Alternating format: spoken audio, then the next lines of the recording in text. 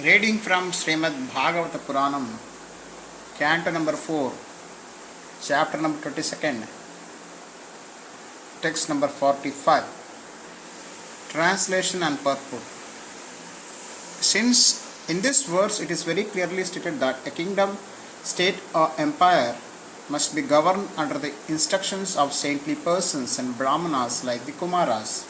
When monarchy ruled throughout the world, the monarch was actually directed by a board of brahmanas and saintly persons.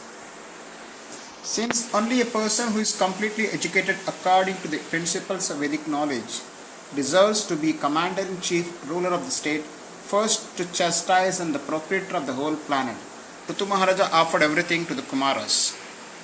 This verse is very clearly stated that a kingdom, state or empire must be governed under the instructions of saintly persons and brahmanas like Kumaras. When monarchy ruled throughout the world, the monarch was actually directed by a board of brahmanas and saintly persons. The king, as the administrator of the state, executed his duties as a servant of the brahmanas. It was not that the kings or brahmanas were dictators, nor did they consider themselves proprietors of the state. The kings were also well versed in Vedic literatures and thus were familiar with the injunction of Sri Ishopanishad, Ishavasyam idam sarvam. Everything that exists belongs to the Supreme Personality, Godhead. In Bhagavad Gita, Lord Krishna also claims that He is the proprietor of all planetary systems, Sarvaloka Maheshwaram. Bhagavad Gita 5.29. Since this is the case, no one can claim to be the proprietor of the state. The king, president or head of the state should always remember that he is not the proprietor but the servant. In the present age, the king or president forgets that he is a servant of God and thinks of himself as servant of the people. The present democratic government is proclaimed to be a people's government, a government by the people and for the people.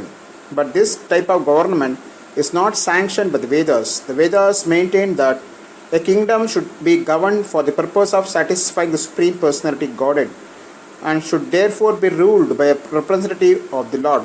The head of a state should not be appointed if he is bereft of all Vedic knowledge. In this verse it is clearly stated Veda Shastra with Arhati that all high government posts are especially meant for persons who are well conversant with the teachings of the Vedas. In the Vedas there are definite instructions defining how a king, commander-in-chief, soldier or citizen should behave.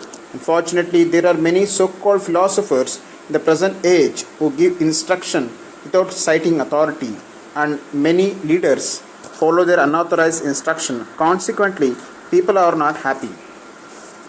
The modern theory of dialectical communism, set forth by Karl Marx and followed by communist governments, is not perfect. According to Vedic communism, no one in the state should ever starve.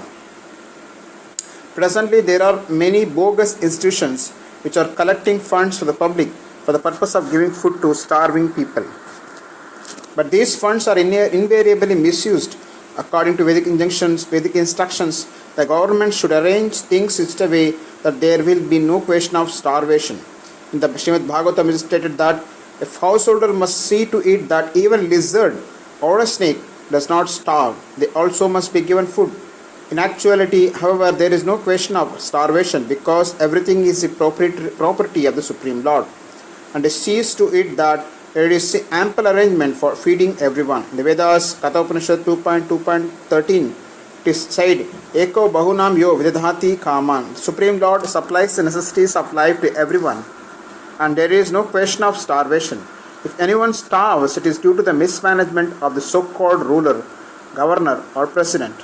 It is clear, therefore, that a person who is not well versed in the Vedic injunctions, Veda Shastra Vid, should not run for election as president, governor, etc. Formerly, kings were Raja Rishis, which meant that although they were serving as kings, they were as good as saintly persons because they would not transgress any of the injunctions of the Vedic scriptures and would rule under the direction of great saintly persons and brahmanas.